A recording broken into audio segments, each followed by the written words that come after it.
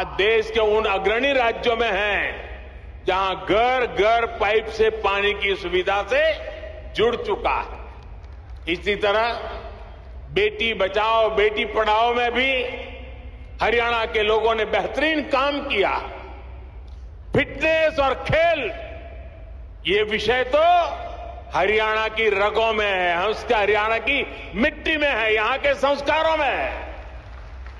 और तभी तो यहां के युवा खेल के मैदान में तिरंगे की शान बढ़ा रहे हैं। इसी गति से हमें देश के दूसरे राज्यों में भी कम समय में बड़े परिणाम हासिल कर रहे हैं।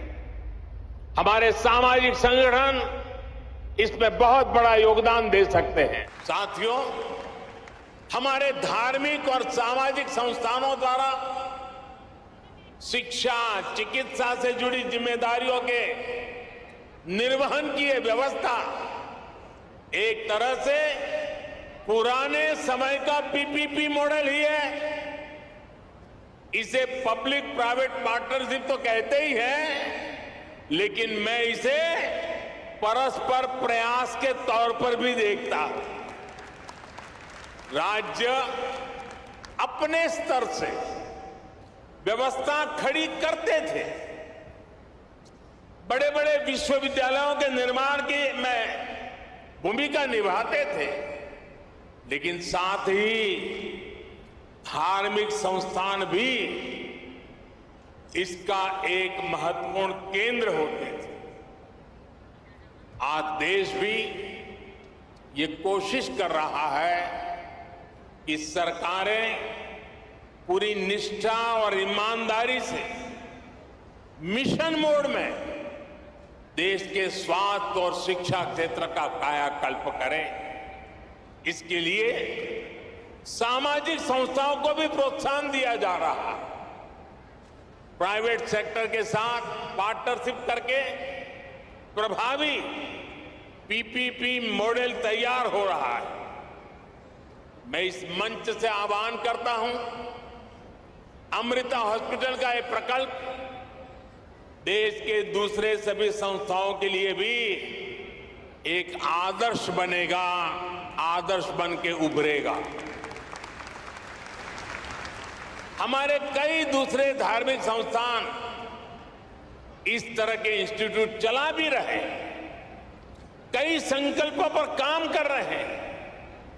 हमारे प्राइवेट सेक्टर पीपीपी मॉडल के साथ साथ स्पिरिचुअल प्राइवेट पार्टनरशिप की वो भी आगे बढ़ा सकते हैं। ऐसी संस्थाओं का संसाधन उपलब्ध करवाकर उनकी मदद कर सकते हैं। साथियों, समाज के हर वर्ग, हर संस्था, हर सेक्टर के प्रयास का नतीजा होता है। ये हमने कोरोना के इस काल में भी देखा है। इसमें भी जो स्पिरिचुअल प्राइवेट पार्टनरशिप रही है, आज उसका मैं विशेष रूप से जिक्र करूंगा।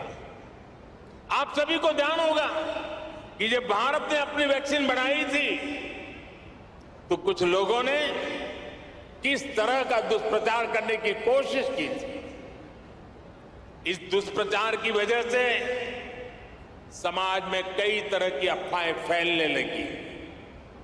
लेकिन जब समाज के धर्मगुरु, आध्यात्मिक गुरु एक साथ आए, उन्होंने लोगों को अफवाहों पर ध्यान न देने को कहा और उसका तुरंत असर भी हुआ। भारत को उस तरह की वैक्सीन हेसिटेंसी का सामना नहीं करना पड़ा जैसा अन्य देशों को देखने को मिला। आज सबका प्रयास की यही भावना है जिसकी वजह से भारत दुनिया का सबसे बड़ा वैक्सीनेशन कार्यक्रम सफलतापूर्वक चला पाया। साथियों, हम बार बार सुनते आए हैं, न त्वम हम कामये राज्यम न च स्वर्ग सुखानि च कामये दुख तप्ता नाम प्राणी नाम आर्ति नाशनम। अर्थात न हमें राज्य की कामना है, न स्वर्ग के सुख की इच्छा है। हमारी कामना है कि हमें बस दुखियों की, रोगियों की पीड़ा दूर करने का सौभाग्य मिलता रहे। जिस समाज का विचार ऐसा हो, जिसका संस्कार ऐसा हो, वहां सेवा और चिकित्सा समाज की चेतना ही बन जाती है। इसलिए भारत एक ऐसा राष्ट्र है जहां इलाज एक सेवा है, आरोग्य एक दान है। जहां आरोग्य, आध्यात्म दोनों एक दूसरे से जुड़े हुए हैं। हमारे यहां आयुर्विज्ञान एक वेद है। हमने हमारी मेडिकल साइंस को भी आयुर्वेद का नाम दिया है। हमने आयुर्वेद के सबसे महान विद्वानों को, सबसे महान वैज्ञानिकों को ऋषि और महर्षि का दर्जा दिया। उनमें अपनी पारमार्थिक आस्था व्यक्त की।